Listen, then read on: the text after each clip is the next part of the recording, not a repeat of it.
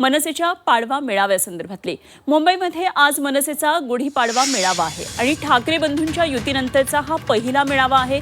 शिवाजी पार्कवर पक्षाची पुढची भूमिका आज ठरणार आहे आणि मनसैनिकांना आज काय नेमकं राज्यमंत्र मिळणार हे बघणं अत्यंत औत्सुक्याचं ठरणार आहे। मुंबईतल्या शिवाजी पार्कवर दरवर्षीप्रमाणे मनसेचा आज गुढीपाडवा मेळावा पार पडणार आहे आणि या मेळाव्यासाठी मनसेकडून जोरदार तयारी करण्यात आली आहे। दरवर्षीप्रमाणे यंदाही राज्यभरातून मनसेचे कार्यकर्ते मोठ्या संख्येनं आज मुंबईत दाखल व्हायला आता सुरुवात झाली आहे। सकाळी राज ठाकरेंनी शिवतीर्थ निवासस्थानी नव्या संकल्पांची गुढी उभारली। त्यानंतर आता संध्याकाळी शिवाजी पार्कवर मनसैनिकांना ते काय कानमंत्र देतात याकडे सगळ्यांचंच लक्ष असेल।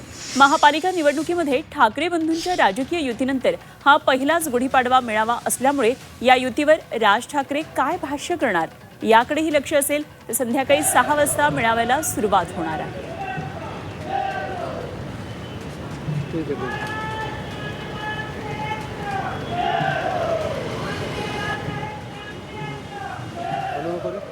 शिवाजी पार्कवर या पाडवा मेळाव्यासंदर्भात आणखी सविस्तर तपशील देण्यासाठी माझे सहकारी ओम देशमुख सध्या आपल्याबरोबर जोडले जात आहेत। ओम, आज मनसेच्या गोटामध्ये निश्चितच एक आनंदाचं उत्साहाचं वातावरण असणार आहे, कारण आज राज्यभरातून मनसेचे कार्यकर्ते आता मुंबईत दाखल व्हायला सुरुवात झाल्याचं कळतंय। आज पाडवा मेळावा आहे, काय नेमकी वातावरण निर्मिती कशी झालेली आहे आणि काय सगळी तयारी दिसतीये?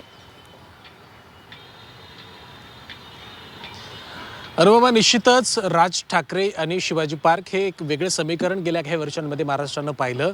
त्यातलाच हा एक अत्यंत महत्त्वाचा मेळावा, दसऱ्याचा मेळावा असेल किंवा पाडव्याचा मेळावा असेल, राज ठाकरेंचं प्रत्येक मेळावा आणि त्यातलं शिवाजी पार्कचं महत्त्व सातत्यानं अबाधित आहे आणि ते सातत्यानं अधोरेखित होतं। आजचं सुद्धा शिवाजी पार्कचं जे मैदान आहे ते खऱ्या अर्थानं राज ठाकरेंच्या सभेची वाट बघतंय।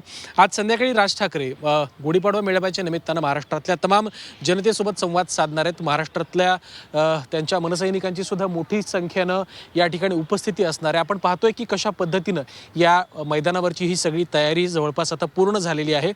सकाळी जेव्हा आपण या तयारीचा आढावा घेतला तेव्हा स्टेजचं काम बाकी होतं, परंतु आता जवळपास स्टेजचं काम सुद्धा पूर्ण झालेलं आहे।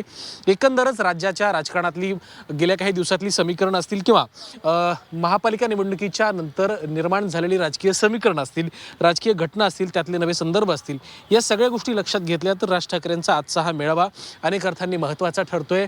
महापालिका निवडणुकीतला 2 ठाकरे बंधूंचा जो समीकरणाचा एक भाग होता, त्या समीकरणाला ज्या पद्धतीनं प्रतिसाद मिळाला, सत्ता आली नाही परंतु काही प्रमाणात ठाकरे गटाला जरी ऊर्जित अवस्था मिळाली असली तर मनसे अजूनही त्याच मोडमध्ये आहे। अजूनही 6 ते 7 जागांवरतीच मनसे आहे। त्यामुळे मेळाव्याच्या माध्यमातून मुंबईच्या निवडणुकीबद्दल राज ठाकरे काय बोलतायत हे देखील पाहणं महत्त्वाचं असणार आहे। दुसऱ्या बाजूला या सगळ्या समीकरणांच्या माध्यमातून कुठेतरी मनसेला सुद्धा या सगळ्या गोष्टीचा फटका बसला। त्यामुळे मनसेची आता या पुढची भूमिका काय असणार आहे, एकंदर राज्यातलं सरकार असेल किंवा मुंबई महापालिकेमध्ये पुन्हा एकदा भाजपचं वर्चस्व होतं, या सगळ्याच गोष्टींवरती आणि एकंदर वर्धापन दिनाच्या दिवशी राज ठाकरे रायगडावर होते तेव्हा त्यांनी आपलं जे काही मत असेल ते मी गुढीपाडव्याच्या सभेत बोलेल असं म्हटलं होतं। त्यामुळे गुढीपाडव्याच्या सभेत आजच्या या संध्याकाळच्या एकंदर राजगर्जनेमध्ये राज ठाकरे काय बोलतायत याकडे सगळ्यांचंच लक्ष असणार आहे। एक छोटीशी यामध्ये नवीन गोष्ट अशी आहे की आपण पाहिलं असेल की मनसेची स्थापना 9 मार्च 2006 ला झाली होती, परंतु त्यांची जी पहिली सभा होती ती 19 मार्च 2006 ला म्हणजे बरोबर 20 वर्षांपूर्वी झाली होती।